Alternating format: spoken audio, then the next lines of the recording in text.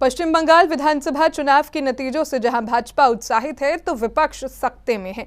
UP के छत्रप मोदी, अमित शाह और CM योगी की तिकड़ी को मात देने के लिए नए सिरे से रणनीति बना रहे हैं। अब सवाल यह है कि क्या राम फॉर्मूले से यूपी में विपक्ष भाजपा को हरा सकता है? अगर हां, तो क्या चुनावी नैया पार लगाने के लिए राम साथ आएंगे?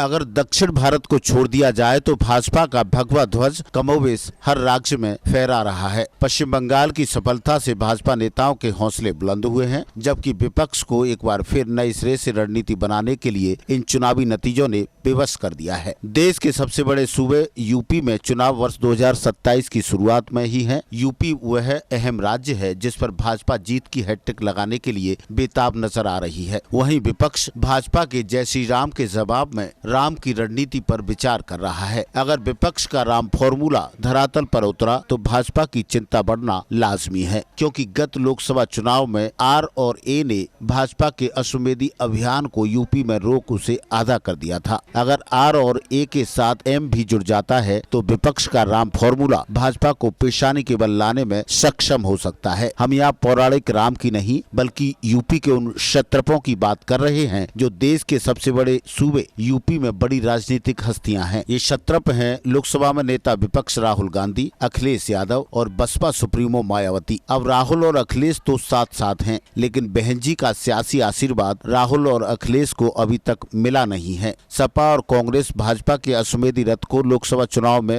रोक चुके हैं। विधानसभा चुनाव में मुद्दे और समीकरण बिल्कुल अलग होंगे। सीटों का जाति समीकरण और भूगोल भी अलग होगा। ऐसे में राहुल, अखिलेश और मायावती को मिलाकर बनने वाला राम फॉर्मूला भाजपा के जय श्री राम को कड़ी टक्कर देकर सत्ता के संघर्ष को दिलचस्प बना सकता है। अब समाजवादी पार्टी यूपी में मुख्य विपक्षी दल है। पार्टी के पास वर्तमान में 102 एमएलए का सपोर्ट भी है। कांग्रेस पिछला विधानसभा चुनाव अलग लड़ी थी। कांग्रेस के 2 विधायक हैं। वहीं राष्ट्रीय पार्टी का तमगा लिए बसपा के पास मात्र 1 ही विधायक है। अब बसपा के हाथी को ताकत देने के लिए बहन जी के पास गठबंधन रूपी चारा तो है, लेकिन क्या वह कांग्रेस के साथ सहज महसूस करेंगी? क्या वर्ष 2019 में अखिलेश के साथ समझौता कर चुकी मायावती एक बार फिर विपक्ष के गठबंधन का हिस्सा बनेंगी? ये एक बड़ा सवाल है। अगर बहन जी ने हाँ कर दी तो विपक्ष का राम फॉर्मूला एनडीए को भारी पड़ सकता है, क्योंकि तब भाजपा के जय श्री राम यानी हिंदुत्व का जवाब विपक्ष के राम समाजवाद, अम्बेडकरवाद और गांधीवाद से देंगे।